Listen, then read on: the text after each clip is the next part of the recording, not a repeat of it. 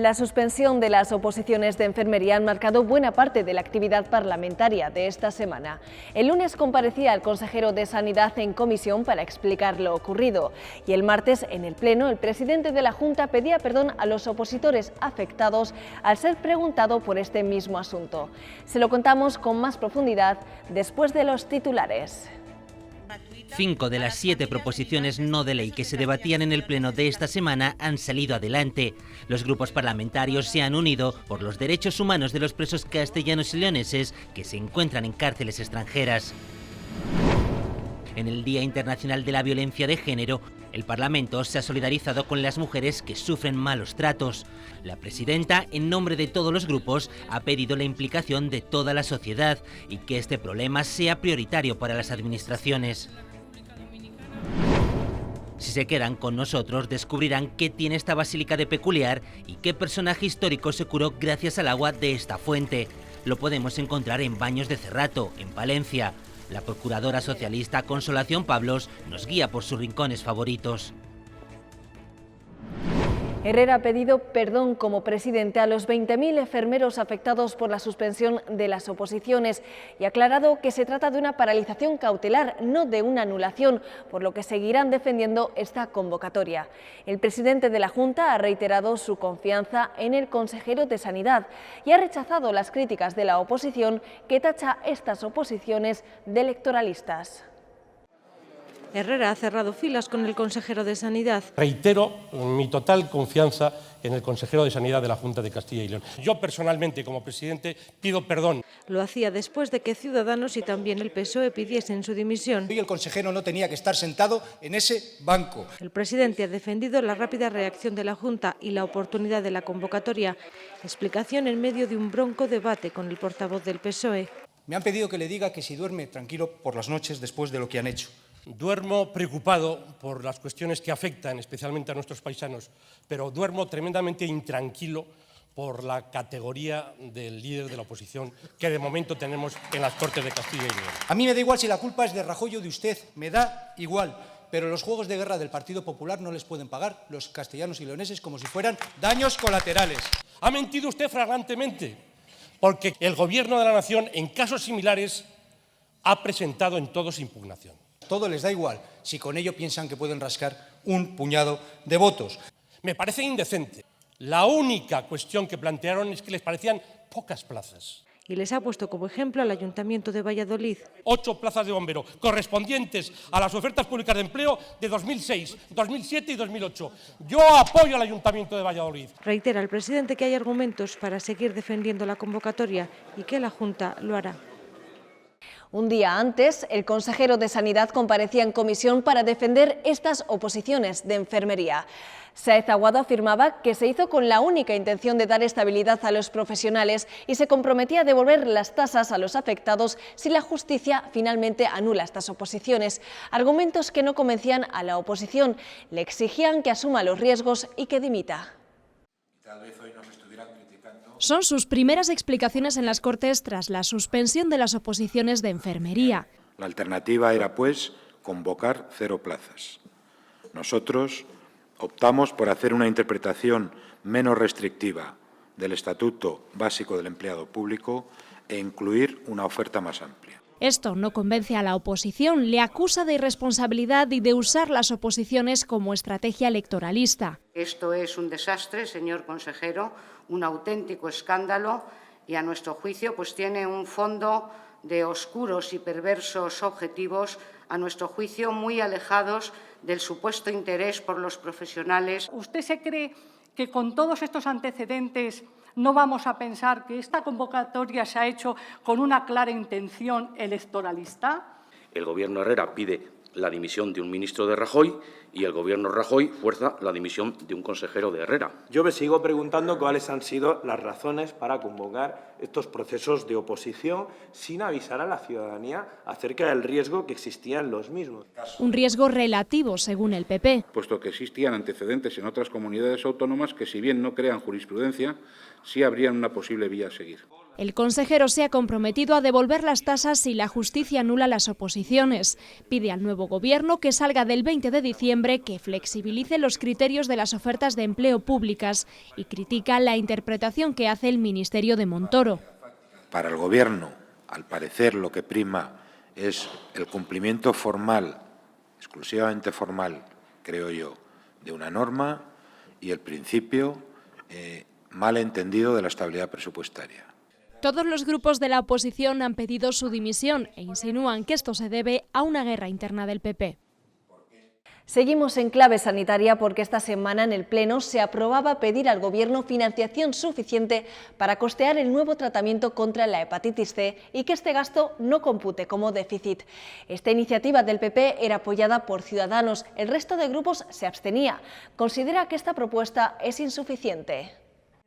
Actualmente se trata con medicamentos de última generación a 1.600 pacientes en Castilla y León, lo que supone un coste de casi 80 millones de euros. Estos 80 millones de euros ponen en serio riesgo el cumplimiento del objetivo de déficit público y nosotros estamos dispuestos a abordarlo y ahora lo que se trata es de buscar la financiación adecuada. Pero la iniciativa se queda corta para los afectados y para toda la oposición. No sé qué pretenden con esta propuesta, solo de dinero, distraer, hacer un paripé, hacer como hacen algo. La mitad de la Cámara pide ir más allá e intentar conseguir el fármaco para todos los afectados. Ciudadanos propone comprar junto a otras comunidades y para Izquierda Unida la solución es más fácil. Que es tan sencillo como liberar la patente, haciendo uso de una ley de propiedad intelectual que contempla un artículo para casos como este. El cortar esa rama de investigación pues tendría funestas consecuencias para el avance de la medicina. La propuesta, que buscaba pedir financiación al Estado, deriva en un debate sobre si pagar el tratamiento a todos o solo a los más graves. Da vergüenza decirlo, pero a estos enfermos se les niega el tratamiento por una cuestión de ganancias, de dinero puro y duro. Para garantizar el acceso de todos los pacientes, ha dicho el Partido Popular, es necesario poner un orden, los más graves primero, pero los afectados aseguran que llevan mucho tiempo esperando. La medicación antigua, el interferón y la ribavirina, una medicación que sabíamos que no podían soportarla muchísima gente, porque a muchos de nosotros, por desgracia, la tuvimos que pasar y nos ha dejado destrozados de por vida. Eso nos decían cuando sabían que existían unos fármacos que apenas tenían efectos secundarios y tenían una curación de un 90 y tantos %. Desde la tribuna, los pacientes de hepatitis C seguían el debate. Previamente se habían reunido con todos los partidos políticos para pedirles compromiso. Todos, menos el Partido Popular, han firmado un acuerdo. Habríamos hecho un brindis al sol si en este momento firmamos un documento que por aprovechamiento electoral podríamos haber firmado perfectamente y a lo mejor no se podría haber llevado eso a lo que nos hemos comprometido. Se comprometen a llevar en su programa electoral esta petición, fármacos para todos, y si llegan al Gobierno, cumplirlo. En esta sesión también se aprobaba la reforma del reglamento para ampliar la mesa de las Cortes a un miembro más. Y de las preguntas de control al Gobierno autonómico salían algunos anuncios, como un acuerdo entre la Junta y Gas Natural Fenosa para que nadie se quede sin calefacción por falta de recursos. También se pronunciaban varios compromisos, uno de ellos sobre I+D+I. Herrera se comprometía a aumentar la financiación para investigación, desarrollo e innovación en la comunidad. Que en el año 2020 esta comunidad autónoma recupere ese compromiso de dedicar al menos el 3% de sus recursos presupuestarios públicos a este esfuerzo de I+D+I. Y destacaba el esfuerzo de la Junta, que en plena crisis ha movilizado más de 7.000 millones de euros para tal fin. El portavoz de Podemos denunciaba una disminución de fondos de hasta el 50% entre 2011 y 2014. Su presunta apuesta por el I+D+I no es que sea positiva, es que es inexistente, es una filfa.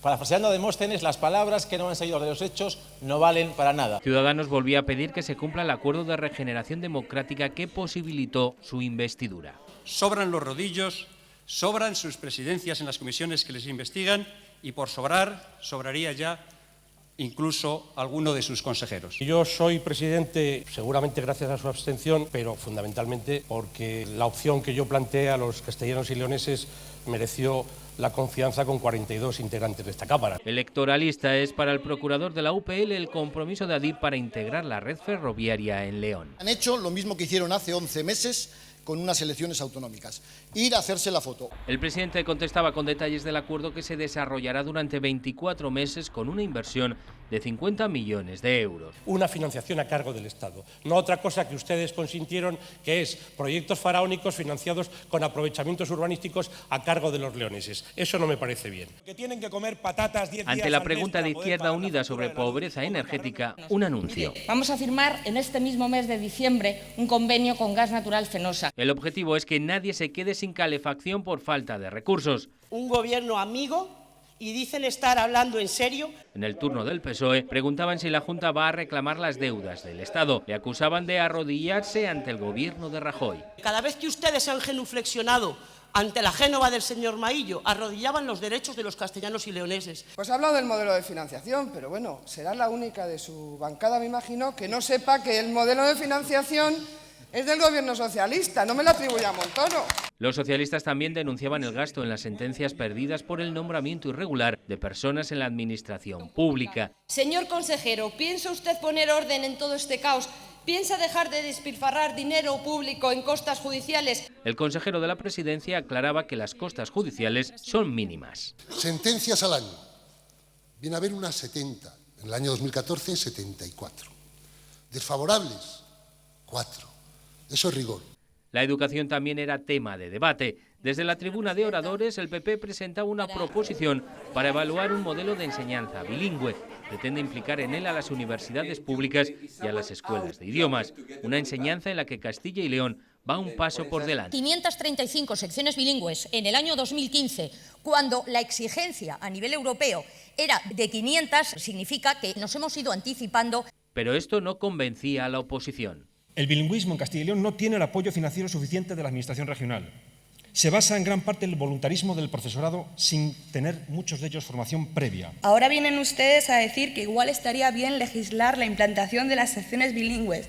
A buenas horas, mangas verdes. Finalmente salía adelante con el apoyo de la UPL. La unanimidad de los grupos se daba para pedir al Gobierno central un plan de apoyo a las bibliotecas de los municipios de menos de 5.000 habitantes y para señalizar las lagunas de Villafáfila en Zamora desde la autovía de la Ruta de la Plata. El Pleno de las Cortes coincidía con el Día Internacional contra la Violencia de Género y este Parlamento se ha querido solidarizar con las mujeres que sufren malos tratos. Su presidenta, Silvia Clemente, ha leído un manifiesto de apoyo. Ha recordado a las 48 mujeres que han muerto en España a manos de sus parejas, 2 de ellas en Castilla y León. Ha pedido a las administraciones que den prioridad a la lucha contra esta lacra.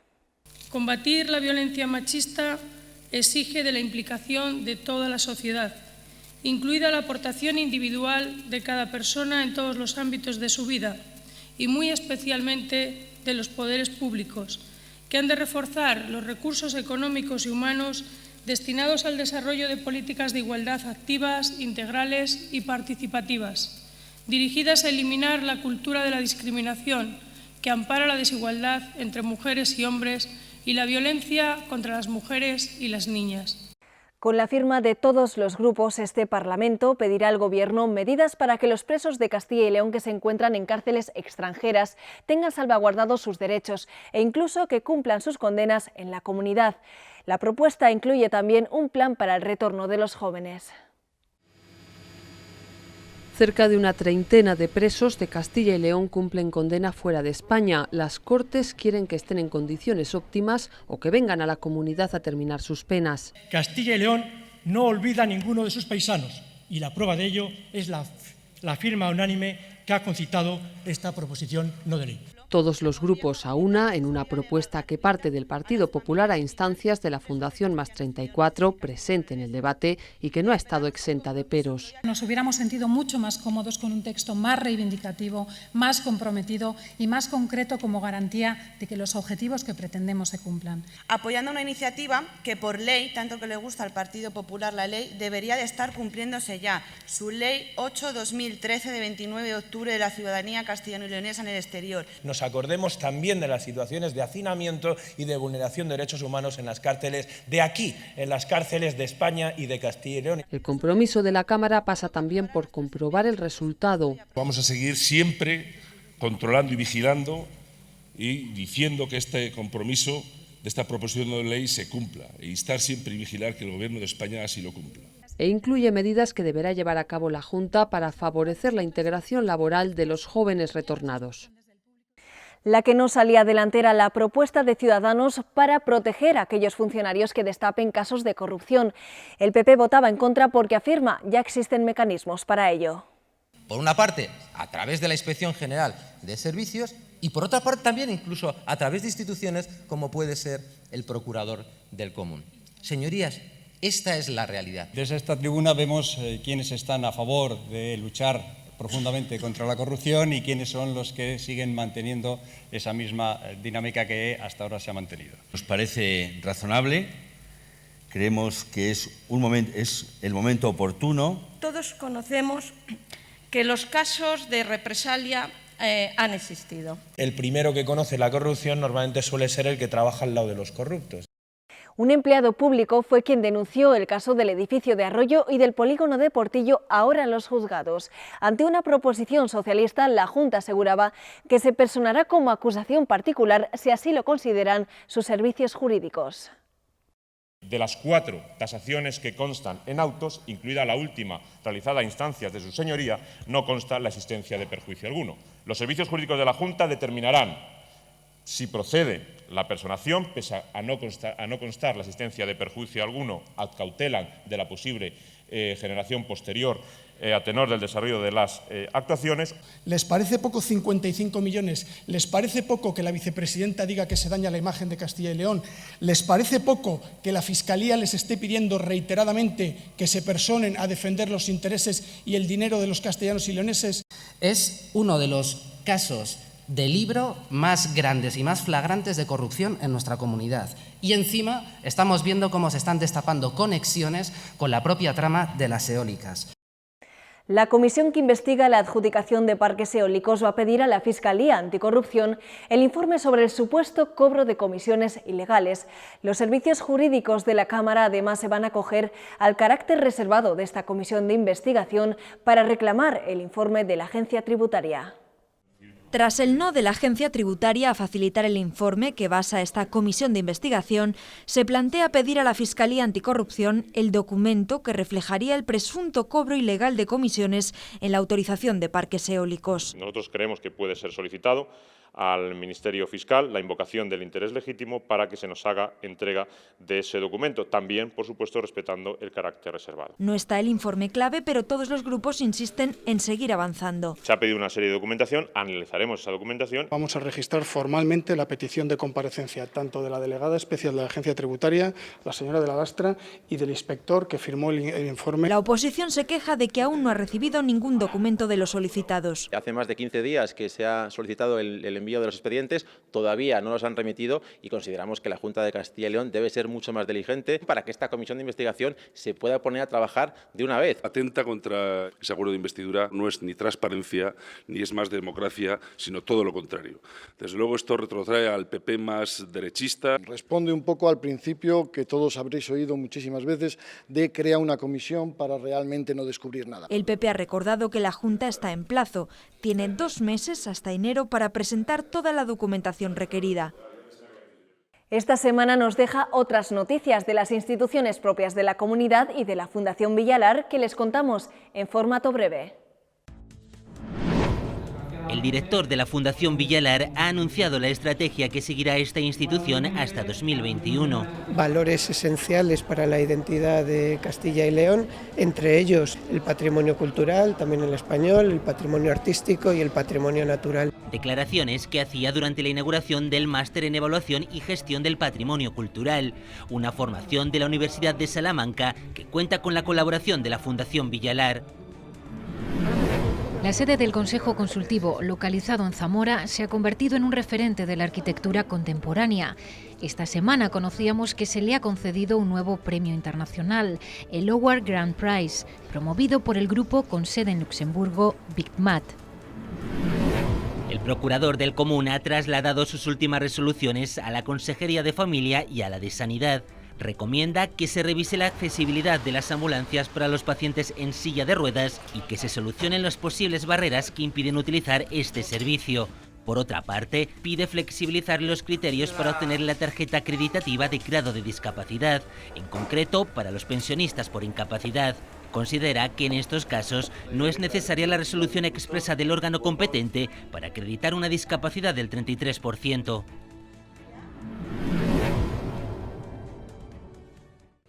Viajamos ahora a Baños de Cerrato, en Palencia. La procuradora socialista Consolación Pablos nos descubre una joya del patrimonio histórico. Visitamos la basílica visigoda más antigua de España y la fuente donde el rey Recesvinto se curó de sus dolencias del riñón. Con estas pinceladas de historia nos despedimos. Hasta el jueves que viene.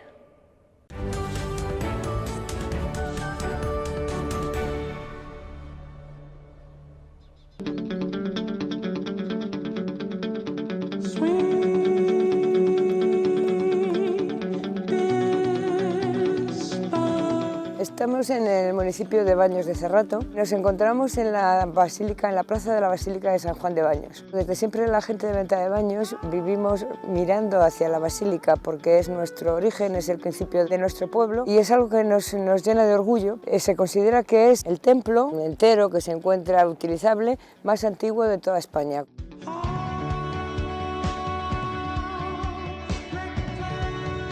La Basílica de San Juan de Baños la construyó el rey Recesvinto, un rey visigodo, en el año 661. Se conoce que en la época de los musulmanes, que se destruyeron muchísimas iglesias, esta se mantuvo porque los musulmanes tienen mucho respeto, diríamos, a San Juan Bautista. Entonces, bueno, pues por llamarse así, se mantuvo incluso en la época de los musulmanes. En la entrada podéis ver una cruz de 4 patas, es el elemento que llevaban los visigodos en sus joyas, en sus armas, en todo.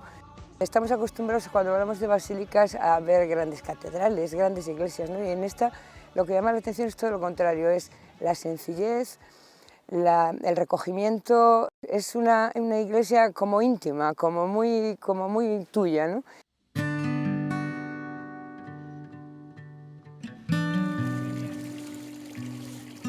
Cerca de la Basílica de San Juan de Baños tenemos otra construcción visigoda que es la fuente de San Juan, que es donde se supone que Recesvinto pues, bebió el agua que le sanó de aquellas dolencias que tenía en el riñón.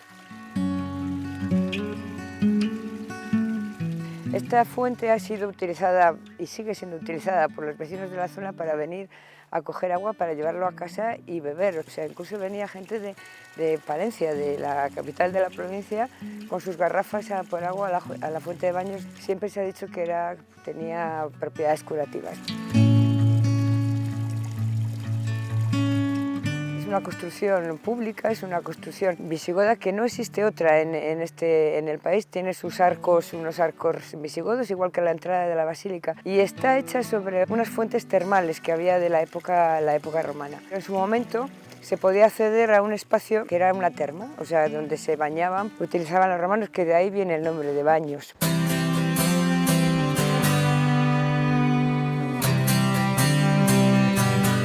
Cuando llegó el ferrocarril hace 150 años, se fueron asentando los trabajadores que vinieron a trabajar al ferrocarril y alrededor de ahí se creó una población totalmente distinta a la de Baños de Cerrato.